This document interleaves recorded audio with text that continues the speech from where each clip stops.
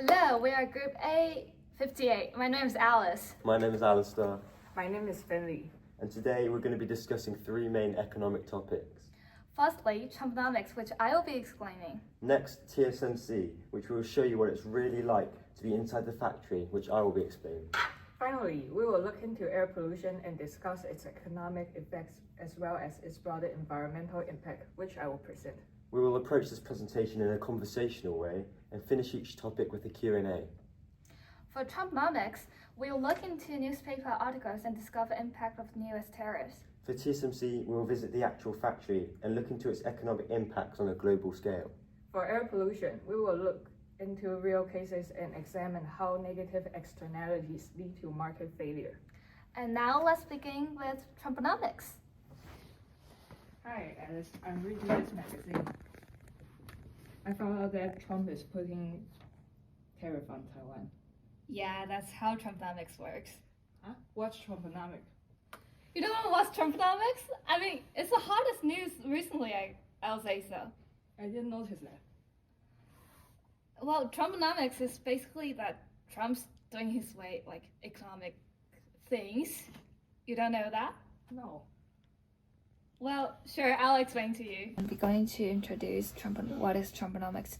And according to Time Magazine 2025 February, there is a topic. An article says that how Trump's tariff could hike price in the US. So we can tell from this topic that Trump's economics, like Trumponomics, not only just affect international market, they also do affect their domestic market. And so if we want to understand what is a Trumponomic, like what is Trumponomics, first we have to know what is a tariff. A tariff is simply a tax that government imposes on the imported goods.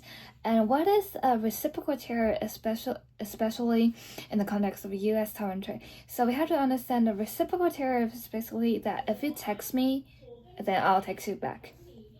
And under Trumponomics, the US pushed for what President Trump called fair and reciprocal. For Taiwan, these mostly mean two things. First is that the U.S. demand lower trade barriers on certain American products. For example, pork, the Laizhu issue.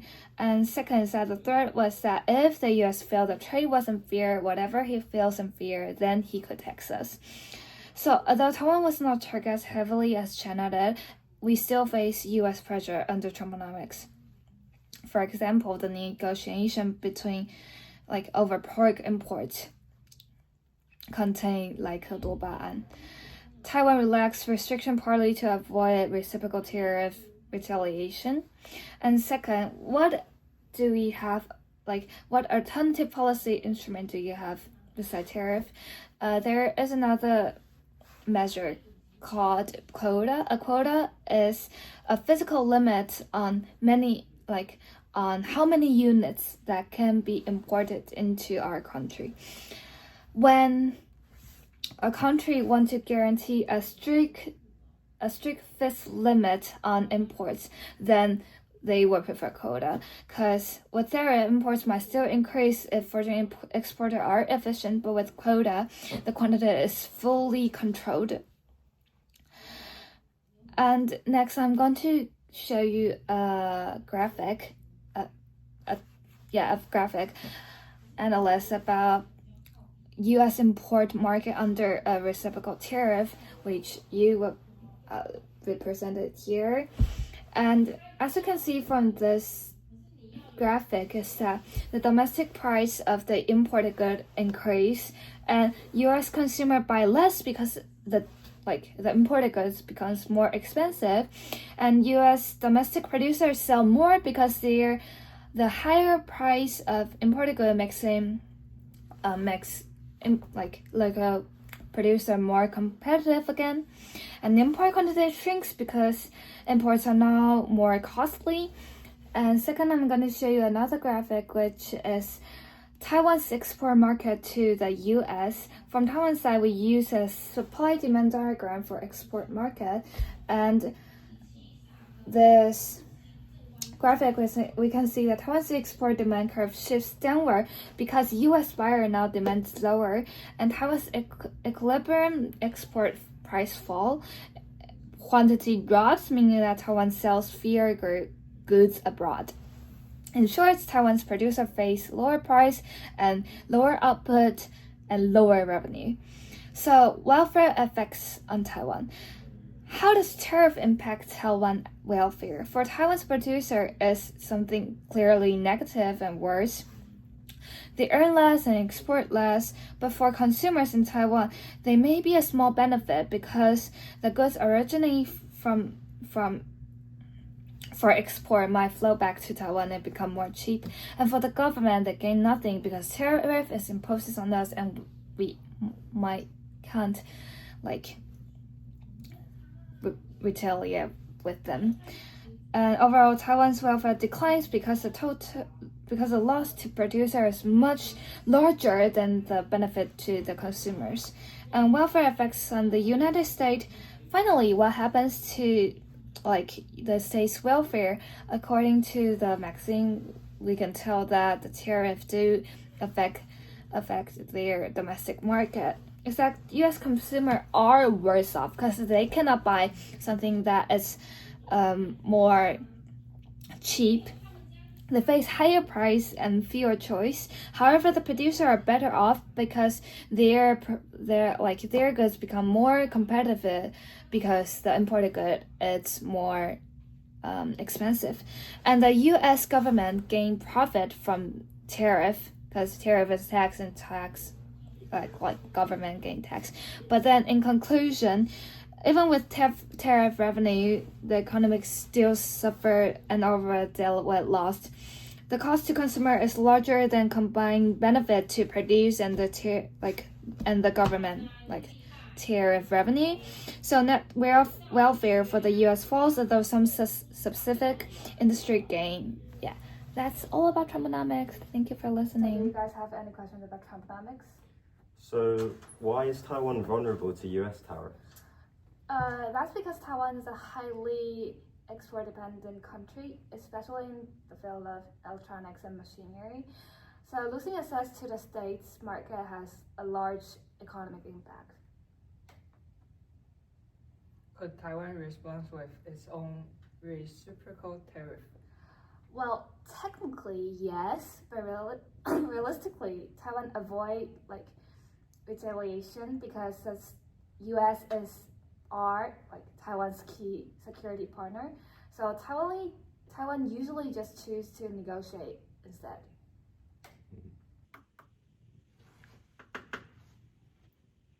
Do you know anything about TSMC factory? Yeah, I'll take you all there now. Fixed home investment is the purchasing of a long-lasting physical asset. In this case, TSMC's new factories globally. If TSMC has many fixed-term assets, they will show profitability in the long run, whilst maintaining economic stability. I believe that TSMC's expansion to the US and Germany is a long-term decision, as mainly as a result of the threat of China. Due to TSMC providing 93% of the world's semiconductors, this expansion means that the chips will be protected, essentially not putting all of their eggs in one basket. This is not necessarily a positive for Taiwan, because it weakens their silicon shield, which they have depended on for protection for many years. So now that we've been to the TSMC factory, let's look at the economics. As you can see in this graph here, we can determine the price maximizing quantity where MR equals MC. And then we find the corresponding point on the demand curve, which is this pink rectangle placed over here. We can also look at the deadweight loss of TSMC, which is the triangle-shaped area between D and MC. This occurs above the MR equals MC output level, but below the monopoly price. So do you have any questions about TSMC? Yes. So what are the main economic challenges that TSMC had to overcome to become a monopoly? So there are two main factors that led to TSMC gaining a monopoly. Firstly, the massive fixed costs and economies of scale. TSMC had to overcome the huge capital barrier of building advanced factories. Once they invested billions into capacity, they achieved economies of scale, ultimately lowering their costs. And secondly, the technological leadership as a barrier to entry. For example, They changed their microchip size from 7 nanometers to just 3. This required huge costs, and no other businesses could replicate this. And as a result, I believe that by overcoming these economic challenges, TSMC secures close to a near monopoly. So I have another question. Why is TSMC considered natural monopoly? It's considered a natural monopoly because the semiconductor foundry industry has extremely high fixed costs, so it's got really harsh barrier to entries for smaller businesses, and as a result, TSMC can thrive without many competitors. Thank you. Oh my god, it's plastic. I miss a lot of the smell of real tree. My topic is air pollution and negative externalities, and I will use the Taichung coal-fired power plant as example. The Taichung power plant is one of the largest coal-fired power plants in the world. It supplies electricity for household and industry in Taiwan. However, it also releases large amounts of PM2.5, sulfur dioxide, nitrogen oxide, and carbon dioxide. These pollutants cause health problems, environmental damage, and climate change, which affect people who are not a part of the electricity market transaction. This is a typical case of negative externality. The producer is Taipower, which mainly consider private costs such as fuel, labor, and equipment. The victims are local residents, patients, farmers, and society as a whole. Because the power plant does not fully pay for the damage it caused, marginal private cost is lower than marginal social cost. As a result, the firm produced where MB equals MPC, not MB equals MSC. So the market produces too much electricity and too much pollution. This is why negative externality leads to the market failure. On the diagram, the market equilibrium is at MB equals MPC, giving Q market. The socially optimal output is at MB equals MSC, giving Q social. Because Q market is larger than Q social, pollution is excessive. The deadweight loss is the triangle between MB and MSC. Between these two quantities, producer and some consumer gain extra benefit, but society loses more through health and environmental damage. There are two main solutions. First, comments and control regulations, such as emission standards and require pollution control equipment. This is clear, but often costly and inflexible. Second, the Pigovian tax, which is a tax equal to the marginal external cost of pollution. The tax shifts MPC up to MSC, so the new equilibrium becomes Q social and the deadweight loss disappears. Taiwan applies these ideas through the Air Pollution Control Act and Air Pollution Control Fee. In 2023, pollution fees on harmful pollutants like VOC were increased. These fees work like a Pigovian tax, encouraging firms to reduce emissions, although challenges and political resistance still remain. When pollution crosses borders, such as haze in South Asia, it becomes an international externality. International cooperation, such as carbon markets and climate agreement, can act like a global Pigovian mechanism. To conclude, air pollution from Taichung power plant is negative externality. Because MPC is smaller than MSC, the market overproduces and creates deadweight loss. A Pigovian tax is the most efficient economic solution. Taiwan already applies this idea through pollution fees. Thank you for listening. Did you have any question?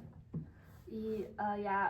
I have one question. Is why does a negative externality cause the market to produce more than the social optimal quantity? Because producer only consider their private cost and ignore the external cost imposed on society, leading to overproduction and excess pollution. No. So how does a Pigovian tax help internalize the externality? A Pigovian tax forces producer to pay the external cost they impose, shifting MPC upward to the MSC, which reduces output and pollution to the society optimal level. Okay. So what can we learn from all of this? Firstly, while reciprocal tariff are intended to create fairness in trade, but it often reduces efficiency and hurt the trading partners, create tensions between like Taiwan and America. Secondly, TSMC continues to thrive as the biggest economic monopoly in semiconductor manufacturing. Finally, air pollution clearly shows how negative externality lead to market failure. And by using policies, government can reduce pollution and move the market closer to the socially optimal level. We are Group A58. Thank you for watching.